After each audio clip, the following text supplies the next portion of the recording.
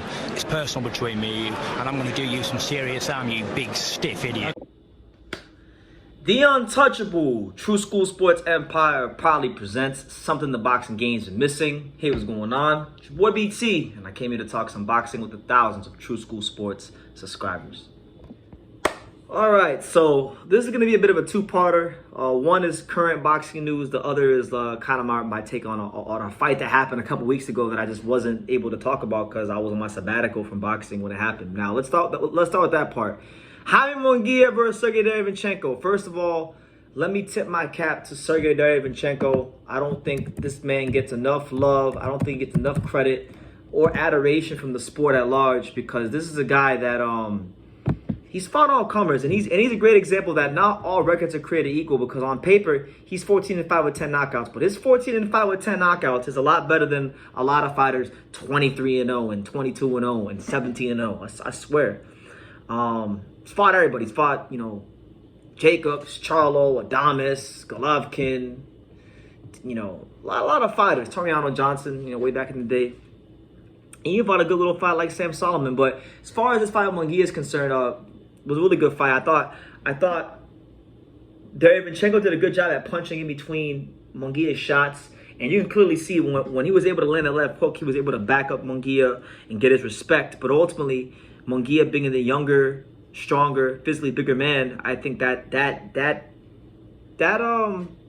took its toll on Derevyanchenko. And mind you, Derevyanchenko was a bit of a shot-porn fighter, and he's been in a lot of wars. A lot of these fights that he's lost close, like with Golovkin. I thought he beat Golovkin, but they didn't give it to him. That was a hellacious fight. Those are the kind of fights that take years off your career, and that's why I feel like Munguia in the 12th round was able to score a knockdown.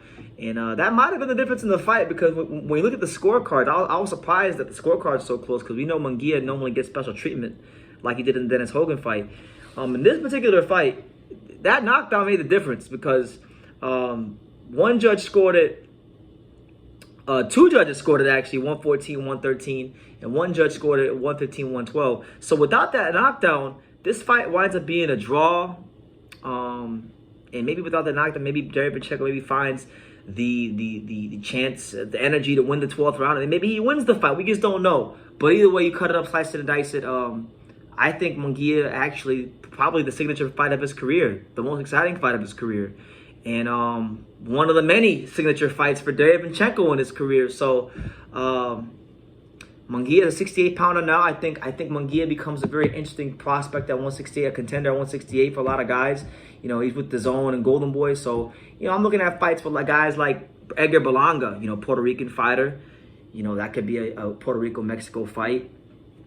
Diego Pacheco, young, American fighter of Mexican descent. He's someone that, that could be a big fight. So those are the two fights I'm looking at from Munguia as big fights. But, however, it's come out on Twitter via Dan Rayfield that basically Derevyanchenko's manager, the renowned and the esteemed manager, Keith Conley, he said that he expects a Munguia rematch. Apparently, Munguia's promoter, Oscar De La Hoya, has talked about, other fights, obviously. But, with Benavidez fighting Morrell, Munguia versus Derevyanchenko 2 seems very doable when you consider the current landscape of the super middleweight division. Now, listen, man, Derevyanchenko versus Munguia 1 was an amazing fight. It was one of the classic fights of this year, one of the Fight of the Year candidates, and one of the fights that when Munguia retires and Derevyanchenko retires, these fights will be remembered for years to come, no doubt about it. So would I mind seeing a rematch? Absolutely not. I would just like to see Derevyanchenko get compensated well enough for it, because we know that it's going to be on the West Coast, it's going to be in California, and we know that Derevyanchenko, for all the great performances he's had in his career, on paper, his best win is Toriano Johnson. He hasn't really been able to get the luck of the draw in the fights with Golovkin or Jacobs even. He's been on the wrong end of a lot of close fights. So we know he probably won't get a decision, because we know how boxing works. I want to see Derevyanchenko get paid. So he did his thing. He's done his thing many times over. If you're gonna do the rematch, pay him. But Munguia at 168, there's a lot of good fights out there for him. Obviously, this be one of the top ones. But that's where we're at. And those are my thoughts on Derevyanchenko versus Munguia 1. A very valiant performance from Derevyanchenko. Boxed very well, slugged very well. Just, I think he just was a little too vulnerable for his own good. And it happens with Derevyanchenko.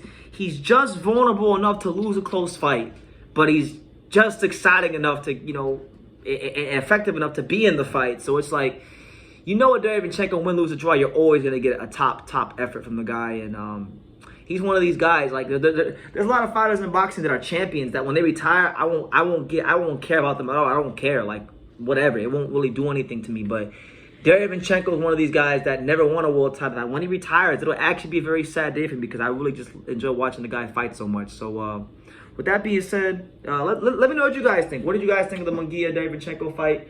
What do you think of Munguia versus Derevyanchenko 2? Do you think the fight warrants a rematch? I mean, I think it was a close enough fight. Munguia needed a knockdown to really beat the guy. So let me know what you guys think in the comments down below. Make sure you guys take the time to subscribe. And like I say in every single one of these videos, you can love me or you can hate me. But I'm just a kid from Daniel. So until next time, take care, guys. Thank you for watching another video on the untouchable True School Sports Empire. We're here at the Hatanaka Boxing Gym in Nagoya, Japan. And for more great videos just like this one, make sure you guys click right here.